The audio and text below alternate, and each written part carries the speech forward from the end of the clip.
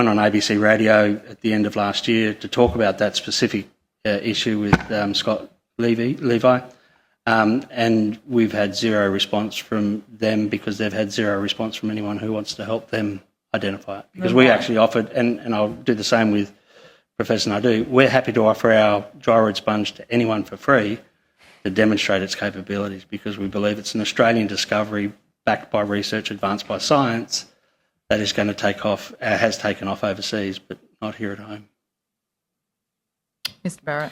Possibly a very broad question, and asking from a community perspective, like, what does utopia look like for you with this product? Like, are we using it to stop PFAS getting in waterways? Are we going to, can we use it to clean up the situation we saw in Katoomba the other day?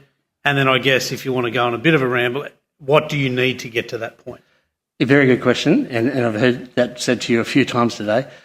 Utopia looks like where we understand just how big the problem is. I think it's easy to say it's too big for us to address. One of the challenges that we have, and we heard before about from the two speakers before me, the ability to actually test where the problem is. Like, it reminds me of the story of the police officer who went over to the drunk guy staggering around under the street light.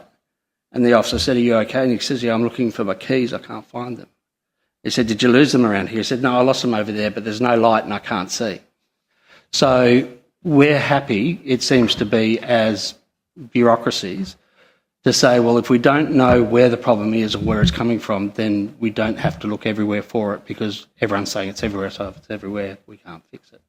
The reality is, if you can identify source by even within something like Arimba Creek, Tumby Creek, Brisbane Waters, the Sydney Harbour, we're looking to work with Sydney University on trials where we put it in at places like Rhodes and other places, because for me, how do we get there? As I said, we're happy to give our sponge to anyone who wants to demonstrate the capabilities of this product.